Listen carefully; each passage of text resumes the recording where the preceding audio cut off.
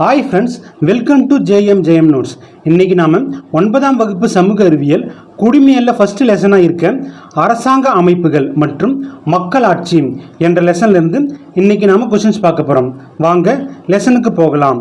First question, இன்றைய உலகம் எந்த ஆட்சியை பெரிதும் விரும்புகிறது? மக்களாட்சியை பெரிதும் விரும்புகிறது.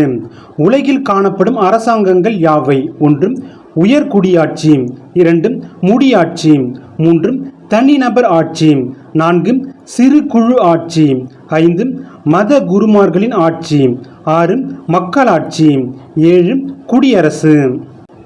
அடுத்து 3வது கொஸ்டின், அதிகாரம் சிறு சிறப்புரிமைகள் பெற்ற ஆளும் வர்க்கத்தினரிடம் காணப்படும் ஆட்சி முறை எவ்வாறு அழைக்கப்படுகிறது? உயர்குடியாட்சி என்று அழைக்கப்படுகிறது. உயர்குடியாட்சி நடைமுறையில் உள்ள நாடுகள் யாவை? 1 இங்கிலாந்து, 2 ஸ்பெயின்.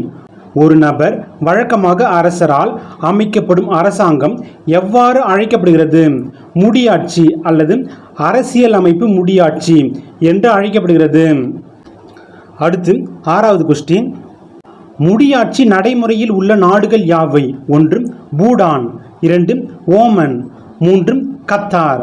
முழு அதிகாரம் கொண்ட ஒரு நபரால் அமைக்கப்படும் அரசாங்கம் எவ்வாறு அழைக்கப்படுகிறது? தனிநபர் ஆட்சி என்று அழைக்கப்படுகிறது. தனிநபர் ஆட்சி நடைமுறையில் உள்ள நாடுகள் யாவை? 1 வடகொரியா, 2 சவுதி அரேபியா. அடுத்து 9வது கொஸ்டின், மக்களின் சிறு குழு ஒன்று ஒரு நாட்டையோ அல்லது அமைப்பையோ கட்டுப்படுத்துவது எவ்வாறு அழைக்கப்படுகிறது? சிறு குழு ஆட்சி என்று அழைக்கப்படுகிறது. சிறு குழு ஆட்சி நடைமுறையில் உள்ள நாடுகள் யாவை? 1 முன்னாள் சோவியத் யூனியன், 2 சீனா, 3 வெனிசுலா, 4 வடகொரியா. மதகுருமார்கள் தம்மை கடவுளாகவும் அல்லது கடவுளின் பெயரால் மத குருமார்களால் அமைக்கப்படும் அரசாங்கம் எவ்வாறு அழைக்கப்படுகிறது? மத குருமார்களின் ஆட்சி என்று அழைக்கப்படுகிறது. மத குருமார்களின் ஆட்சி நடைபெறும் நாடு எது? வாட்டிகன். அடுத்து 13வது கொஸ்டின், ஒரு நாட்டின் தகுதியுடைய மக்களால் வாக்களிக்கப்பட்ட தனிநபரோ அல்லது குழுவாகவும் தேர்ந்தெடுக்கப்பட்ட பிரதிநிதிகள் மூலம் அமைக்கப்படும் அரசாங்கம் எவ்வாறு அழைக்கப்படுகிறது? மக்களாட்சி என்று அழைக்கப்படுகிறது. மக்களாட்சி முறை பின்பற்றப்படும் நாடுகள் யாவை? 1 இந்தியா, 2 அமெரிக்க ஐக்கிய நாடுகள், 3 பிரான்ஸ். மக்களிடமும் அல்லது அவர்களால் தேர்ந்தெடுக்கப்படும் பிரதிநிதிகளிடமும் உயரிய அதிகாரம் இருக்கின்ற அரசாங்க முறை எவ்வாறு அழைக்கப்படுகிறது? குடியரசு என்று அழைக்கப்படுகிறது. அடுத்து 16வது கொஸ்டின், எந்த அரசாங்கத்தில் ஒரு முடி மன்னரை காட்டிலும் மக்களால் தேர்ந்தெடுக்கப்பட்ட அல்லது நியமிக்கப்பட்ட குடியரசுத் தலைவர் இருப்பார்? குடியரசு அரசாங்கத்தில். குடியரசு ஆட்சி முறை பின்பற்றப்படும் நாடுகள் யாவை? 1 இந்தியா, 2 ஆஸ்திரேலியா. போஆமும் 500ஆம் ஆண்டு எந்த நாட்டில் முதலில் குடியரசு என்னும் சொல் வடிவமைக்கப்பட்டது? ரோம் நாட்டில் முதலில் குடியரசு என்னும் சொல் வடிவமைக்கப்பட்டது.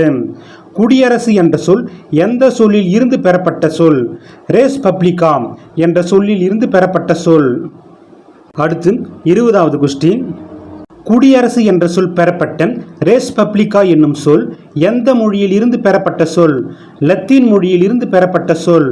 ரெஸ் பப்ளிகா என்ற லத்தீன் மொழி சொல்லின் பொருள் யாது? பொது விவகாரம். இந்திய அரசியலமைப்பு எப்போது ஏற்றுக்கொள்ளப்பட்டது? 26 நவம்பர் 1949ஆம் ஆண்டு ஏற்றுக்கொள்ளப்பட்டது. இந்திய அரசியலமைப்பு சட்டம் எந்த ஆண்டு நடைமுறைக்கு வந்தது? 26 ஜனவரி 1950ஆம் ஆண்டு நடைமுறைக்கு வந்தது. இந்தியா குடியரசு நாடாக மலர்ந்த ஆண்டு எது? 26 ஜனவரி 1950. மக்கள் தங்கள் ஆட்சியாளர்களை தாங்களே தேர்ந்தெடுத்து கொள்ள அனுமதி அளிக்கும் ஆட்சி முறை எவ்வாறு அழைக்கப்படுகிறது? மக்களாட்சி முறை என்று அழைக்கப்படுகிறது.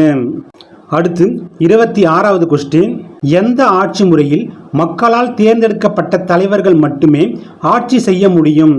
மக்களாட்சி முறையில்.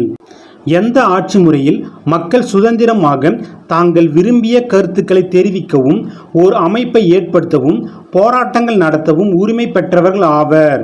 மக்களாட்சி முறையில். மக்களாட்சி என்ற சொல் எந்த கிரேக்க சொல்லில் இருந்து பெறப்பட்டது? டெமோக்ரசி என்ற கிரேக்க சொல்லில் இருந்து பெறப்பட்டது. டெமோக்ரசி எந்த இரு கிரேக்க மொழி சொல்லில் இருந்து பெறப்பட்டது? டிமோஸ் மற்றும் கிரேட்டியா என்ற இரு கிரேக்க மொழி சொல்லில் இருந்து பெறப்பட்டது. அடுத்து 30வது கொஸ்டின். டெமோக்ரசி என்ற கிரேக்க மொழி சொல்லின் பொருள் யாது? டெமோஸ் என்ற சொல்லின் பொருள் மக்கள், கிரசி என்ற சொல்லின் பொருள் அதிகாரம், பவர் ஆஃப் தி பீப்புள் என்று பொருள்படும். ஒரு நாட்டில் மக்களின் உயர்ந்த அதிகாரங்களை பெற்று அமைக்கும் ஆட்சி முறை எவ்வாறு அழைக்கப்படுகிறது? மக்களாட்சி முறை என்று அழைக்கப்படுகிறது. மக்களாட்சி என்பதன் பொருள் யாது? நாட்டு மக்களின் கையில் ஆட்சி அதிகாரம் உள்ளது. எந்த ஆட்சி முறையில் மக்கள் தங்கள் பிரதிநிதிகளை ஒரு குறிப்பிட்ட காலத்திற்கு நேரடியாகவோ அல்லது மறைமுகமாகவோ சுதந்திரமான மற்றும் நேர்மையான தேர்தல்கள் மூலம் தேர்ந்தெடுத்து கொள்வார்கள். மக்களாட்சி முறையில் ஒரு உண்மையான மக்களாட்சியை 20 பேர் குழுவாக அமர்ந்து கொண்டு செயல்படுத்த முடியாது. இது கீழ்நிலையில் உள்ள ஒவ்வொரு மக்களாலும் செயல்படுத்தப்படுவதாகும் என்று கூறியவர் யார்? தேசப்பிதா காந்தியடிகள். மக்களாட்சியின் சிறப்பு கூறுகள் யாவை? 1. மக்களால் தேர்ந்தெடுக்கப்படும் பிரதிநிதிகள் இறுதி முடிவை மேற்கொள்ளும் அதிகாரத்தை பெற்று இருக்கின்றார்கள். 2. சுதந்திரமான மற்றும் நேர்மையான தேர்தல்கள். 3. 18 வயது நிறைவு பெற்ற அனைவருக்கும் சம மதிப்புடைய வாக்குரிமை. 4. அடிப்படை உரிமைகள் மற்றும் தனிநபர் சுதந்திரத்தை பாதுகாத்தல். அடுத்து 36வது கொஸ்டின். மக்களால் மக்களுக்காக மக்களே நடத்தும் ஆட்சி முறை மக்களாட்சி என்றும் மக்களாட்சிக்கு வரையறை கூறியவர் யார்? Abraham Lincoln. முன்னாள் அமெரிக்க குடியரசுத் தலைவர். ஏதென்ஸ் உள்ளிட்ட பண்டைய கிரேக்க நாட்டின் ஒரு சிறு நகர அரசுகளில் 2500ஆம் ஆண்டுகளுக்கு முன்பே டேஷ் ஆட்சி முறை தோன்றியது. மக்களாட்சி முறை தோன்றியது. வேத காலத்திற்கு முன்பாகவே இந்தியாவில் உள்ளாட்சி அமைப்புகளின் அடிப்படை அலகாக சுயாட்சி பெற்ற கிராம குழுக்கள் பண்டைய காலத்தில் இருந்தது என்ற செய்தியை அர்த்த சாஸ்திரம் என்ற நூலில் கூறியவர் யார்? சாணக்கியர். அடுத்து 39வது கொஸ்டின். பண்டைய தமிழகத்தில் பிற்கால சோழர்களின் காலத்தில் கிராமங்களில் மக்களாட்சி இருந்தது என்பதை எதன் மூலம் அறியலாம்? குட ஓலை முறையின் மூலம் அறியலாம். மக்களாட்சியின் வளர்ச்சியை பிரதிபலிக்கும் கூறுகள் யாவை? 1. சுதந்திரம். 2. சமத்துவம். 3. சகோதரத்துவம். 4. பொறுப்புடைமை. 5. வெளிப்படைத்தன்மை. 6. நம்பிக்கை.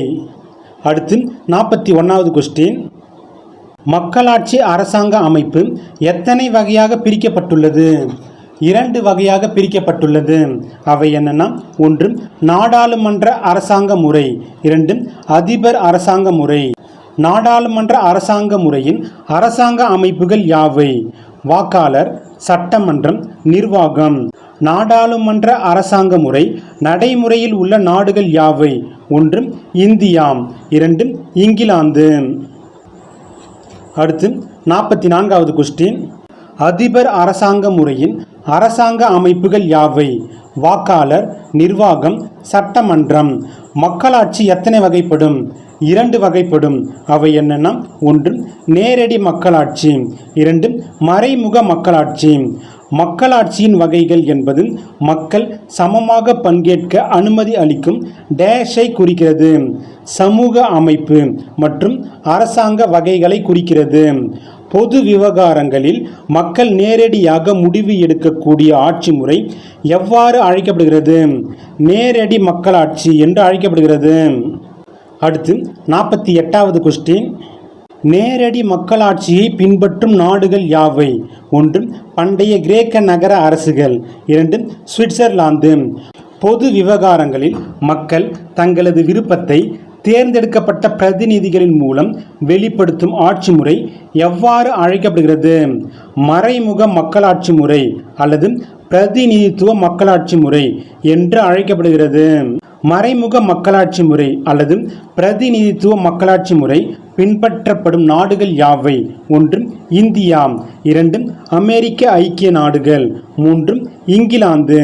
அடுத்து 51வது கொஸ்டின். மக்களாட்சி முறையின் நிறைகள் யாவை? 1. பொறுப்பும் பதில் அளிக்கும் கடமையும் கொண்ட அரசாங்கம். 2. சமத்துவமும் சகோதரத்துவமும். 3. மக்களிடையே பொறுப்புணர்ச்சி.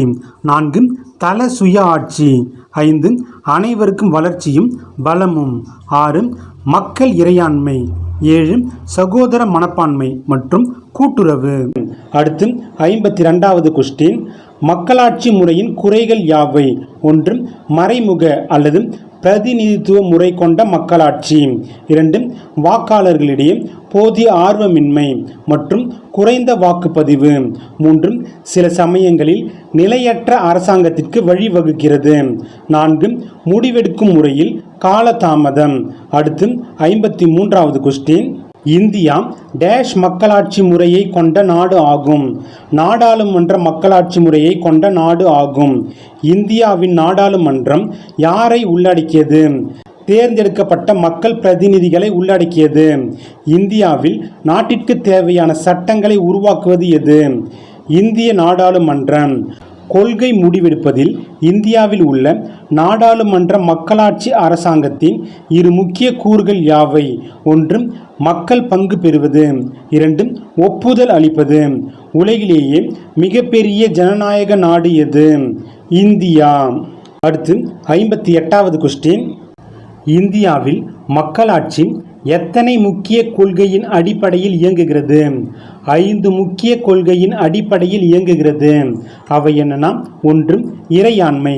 2 சமதர்மம். 3 மதச்சார்பின்மை. 4 மக்களாட்சி.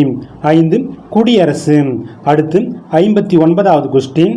டேஷ் வயது நிரம்பிய ஒவ்வொரு இந்திய குடிமகனும் தேர்தலில் வாக்களிக்கும் உரிமையை பெற்றிருக்கின்றார்கள். 18 வயது நிரம்பிய ஒவ்வொரு இந்திய குடிமகனும் தேர்தலில் வாக்களிக்கும் உரிமையை பெற்றிருக்கின்றார்கள். சாதி, சமயம், ஈனம், பால், கல்வி தகுதி என எவ்வித பாராபட்சமும் இன்றி அனைவரும் டேஷ் பெற்றுள்ளனர், வாக்குரிமையை பெற்றுள்ளனர். புது தில்லியில் உள்ள இந்தியாவின் நாடாளுமன்ற கட்டிடத்தை வடிவமைத்தவர்கள் யாவர்? எட்வின் லூட்டியன்ஸ் மற்றும் ஹெர்பர்ட் பேக்கர்.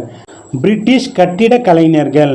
புது தில்லியில் உள்ள இந்திய நாடாளுமன்ற கட்டிடத்தை எட்வின் லூட்டியன்ஸ் மற்றும் ஹெர்பர்ட் பேக்கர் ஆகியோர் எந்த ஆண்டு வடிவமைத்தார்கள்? 1912, 1913 ஆண்டுகளில் வடிவமைத்தார்கள். அடுத்து 63வது கொஸ்டின். புது தில்லியில் உள்ள இந்திய நாடாளுமன்ற கட்டிடம் 1921 ஆண்டு கட்டத் தொடங்கி எந்த ஆண்டு கட்டி முடிக்கப்பட்டது? 1927 ஆண்டு கட்டி முடிக்கப்பட்டது. இந்திய அரசு டேஷ் கூட்டாட்சி அமைப்பு முறையை பெற்றுள்ள நாடு ஆகும். பகுதி கூட்டாட்சி அமைப்பு முறையை பெற்றுள்ள நாடு ஆகும். இந்தியாவில் எத்தனை நிலைகளில் மக்கள் பிரதிநிதிகளை தேர்ந்தெடுக்கின்றார்கள்? 3 நிலைகளில் தேர்ந்தெடுக்கின்றார்கள். அவை என்னன்னா? 1 நடுவண் அரசு, நாடாளுமன்றம். 2 மாநில அரசு, சட்டமன்றம். 3 உள்ளாட்சி அமைப்புகள், ஊராட்சி, நகராட்சி, மாநகராட்சி. அடுத்து 66வது கொஸ்டின். இந்தியாவில் பொது தேர்தலை நடத்தும் அமைப்பு எது? இந்திய தேர்தல் ஆணையம். தேசிய அளவில் இந்திய நாடாளுமன்றத்தின் கீழ் அவையான மக்களவையில் பெரும்பான்மையான உறுப்பினர்களின் ஆதரவு பெற்ற பிரதம அமைச்சரை நியமிப்பவர் யார்? குடியரசுத் தலைவர், இந்திய அரசின் தலைவர். நாடாளுமன்றம் மக்களவை உறுப்பினர்கள் அனைவரும் எத்தனை ஆண்டுகளுக்கு ஒருமுறை பொது தேர்தல் மூலம் மக்களால் நேரடியாக தேர்ந்தெடுக்கப்படுகின்றார்கள்? 5 ஆண்டுகளுக்கு ஒரு முறை. அடுத்து 69வது கொஸ்டின். 2 ஆங்கிலோ இந்தியர்களை மக்களவைக்கு நியமனம் செய்பவர் யார்? குடியரசுத் தலைவர். நாடாளுமன்றத்தின் 2 அவைகள் யாவை? 1 ராஜ்யசபா அல்லது மேலவை அல்லது மாநிலங்களவை. 2 லோக்சபா அல்லது கீழவை அல்லது மக்களவை. நாடாளுமன்றத்தின் மேல் அவை எது? மாநிலங்களவை. நாடாளுமன்றத்தின் மேலவை உறுப்பினர்கள் யாரால் தேர்ந்தெடுக்கப்படுகின்றனர்?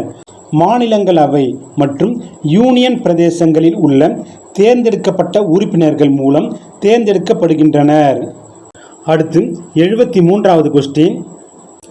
கலை, இலக்கியம், அறிவியல் மற்றும் சமூக சேவை ஆகிய துறைகளில் சிறப்பாக சேவை புரிந்த 12 பேரை மாநிலங்களவைக்கு நியமனம் செய்பவர் யார்? குடியரசுத் தலைவர். இந்தியா சுதந்திரம் அடைந்த பின்னர் மக்களவையின் முதல் பொதுத் தேர்தல் எந்த ஆண்டு நடைபெற்றது? 1951ஆம் ஆண்டு அக்டோபர் 25ஆம் நாள் முதல் 1952ஆம் ஆண்டு பிப்ரவரி 21ஆம் நாள் வரை பல்வேறு காலகட்டங்களில் நடைபெற்றது. 1951ஆம் ஆண்டு நடைபெற்ற பொது தேர்தலில் மொத்தம் இருந்த 489 இடங்களில் எத்தனை இடங்களில் இந்திய தேசிய காங்கிரஸ் கட்சி வெற்றி பெற்று ஆட்சி அமைத்தது? 364 இடங்களில் வெற்றி பெற்று ஆட்சி அமைத்தது. அடுத்து 76வது கொஸ்டின். சுதந்திர இந்தியாவில் மக்களால் தேர்ந்தெடுக்கப்பட்ட முதல் பிரதமர் யார்? ஜவஹர்லால் நேரு. பிரிட்டிஷ் இந்தியாவில் முதல் பொது தேர்தல் எந்த ஆண்டு நடைபெற்றது? 1920ஆம் ஆண்டு நடைபெற்றது. இம்பீரியல் கவுன்சில் என்னும் மத்திய சட்டசபைக்கும் மாகாண சட்டசபைக்கும் தேவையான உறுப்பினர்களை தேர்ந்தெடுக்க எந்த ஆண்டு பிரிட்டிஷ் இந்தியாவில் முதல் பொது தேர்தல் நடைபெற்றது? 1920ஆம் ஆண்டு பிரிட்டிஷ் இந்தியாவில் முதல் பொது தேர்தல் நடைபெற்றது. இந்திய வரலாற்றில் முதல் பொது தேர்தல் எது? 1920ஆம் ஆண்டு நடைபெற்ற பொது தேர்தல். அடுத்து 80வது கொஸ்டின். இந்தியாவில் மக்களாட்சி முறை எதிர்கொள்ளும் முக்கிய சவால்கள் யாவை? 1 கல்வி அறிவின்மை, 2 வறுமை, 3 பாலின பாகுபாடு, 4 பிராந்தியவாதம், 5 சாதி வகுப்பு சமயவாதங்கள், 6 ஊழல், 7 அரசியல் குற்றமயமாதல், 8 அரசியல் வன்முறை. அடுத்து 81வது கொஸ்டின். மக்களாட்சி முறை வெற்றிகரமாக செயல்படுவதற்கான நிபந்தனைகள் யாவை? 1 ஏழைகள் மற்றும் எழுத்தறிவற்றோருக்கு மக்களாட்சியின் பலன்களை கிடைக்க செய்ய அதிகாரம் அளித்தல். 2 தேர்ந்தெடுக்கப்பட்ட பிரதிநிதிகள் தமது அதிகாரத்தையும் பொது சொத்தையும் தவறாக பயன்படுத்தாமல் இருத்தல். 3 மக்களாட்சி முறையை பீடித்திருக்கும் சமூக தீமைகளையும் சமூக கொடுமைகளையும் ஒழித்தல். 4 மக்களின் கருத்தை பிரதிபலிக்க பாராபட்சமற்ற திறமை மிக்க ஊடகங்களின் தேவையை உணர்தல். 5 பொதுமக்களின் கருத்து வலுவாக இருத்தல். 6 மக்களிடையே சகிப்புத்தன்மையும் மத நல்லிணக்கமும் நிலவுதல். 7 அடிப்படை உரிமைகளை பற்றிய அறிவும் விழிப்புணர்வும் மக்களிடம் ஏற்படுத்துதல். 8 தேர்ந்தெடுக்கப்பட்ட மக்கள் பிரதிநிதிகளின் செயல்பாடுகளை கண்காணித்தல். 9 வலுவான பொறுப்புமிக்க எதிர்க்கட்சி இருத்தல். அடுத்து பயிற்சிகள். Book back question. சரியான விடையை தேர்வு செய்க. ஒரு நபரோ அரசரோ அல்லது அரசியோ ஆட்சி செய்யும் முறை. ஆன்சர் முடியாட்சி. அடுத்து 83வது கொஸ்டின். முழு அதிகாரத்துடன் கொண்ட ஒரு அரசாங்க முறை. ஆன்சர் தனிநபர் ஆட்சி. முன்னாள் சோவியத் யூனியன் டேஷுக்கு எடுத்துக்காட்டு. ஆன்சர் சிறு குழு ஆட்சி. அடுத்து 85வது கொஸ்டின். பொருந்தாத ஒன்றை தேர்ந்தெடுக்கவும். Answer Vatican. Abraham Lincoln dash நாட்டின் ஜனாதிபதியாக இருந்தார். ஆன்சர் அமெரிக்க ஐக்கிய நாட்டின் ஜனாதிபதியாக இருந்தார். அடுத்து 87வது கொஸ்டின். குட ஓலை முறையை பின்பற்றியவர்கள். ஆன்சர் சோழர்கள். பழங்காலத்தில் நேரடி மக்களாட்சி முறை பின்பற்றப்பட்ட பகுதி. ஆன்சர் பண்டைய ஏதென்ஸ் நகர அரசுகள். அடுத்து 89வது கொஸ்டின். எந்த மொழியிலிருந்து டெமோக்ரஸி என்ற வார்த்தை பெறப்பட்டது? ஆன்சர் கிரேக்க மொழியிலிருந்து டெமோக்ரஸி என்ற வார்த்தை பெறப்பட்டது. மக்களாட்சியில் இறுதி அதிகாரம் பெற்றவர்கள். ஆன்சர் மக்கள். அடுத்து 91வது கொஸ்டின். கீழ்கண்ட எந்த ஒரு நாடானது அதிபர் அரசாங்க முறையினை கொண்டுள்ளது? ஆன்சர் அமெரிக்க ஐக்கிய நாடுகள். உலகிலேயே மிகப்பெரிய மக்களாட்சி நாடு. Answer India. அடுத்து 93வது கொஸ்டின். கூற்று ஏ. நேரடி மக்களாட்சி சுவிட்சர்லாந்தில் நடைமுறையில் உள்ளது. காரணம் ஆர். மக்கள் நேரடியாக முடிவெடுப்பதில் பங்கு பெறுகின்றார்கள்.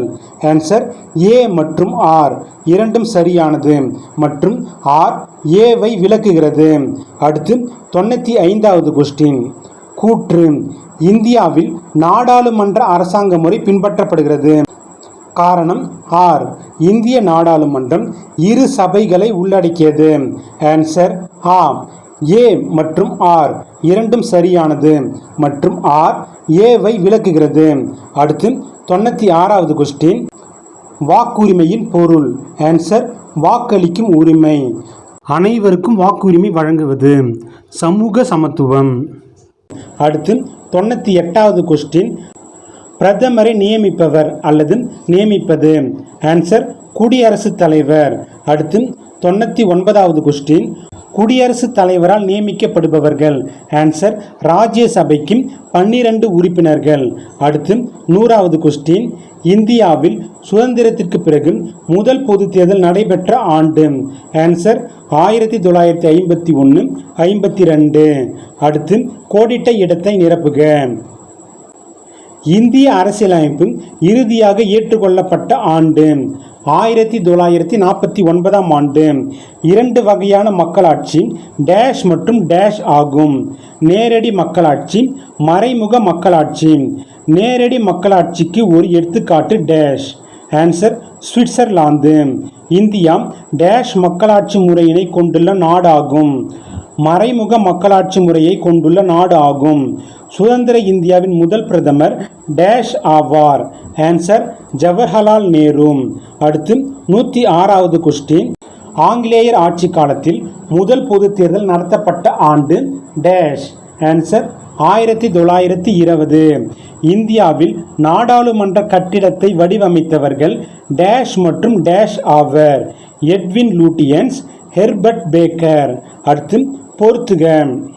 தனிநபர் ஆட்சி வடகொரியா. வாக்குரிமை 18. சாணக்கியர். அர்த்த சாஸ்திரம். மத குருமார்கள் ஆட்சி வாட்டிகன். ஓகே ஃப்ரெண்ட்ஸ், மீண்டும் நாம் நெக்ஸ்ட் லெசனில் சந்திக்கலாம். தேங்க்யூ.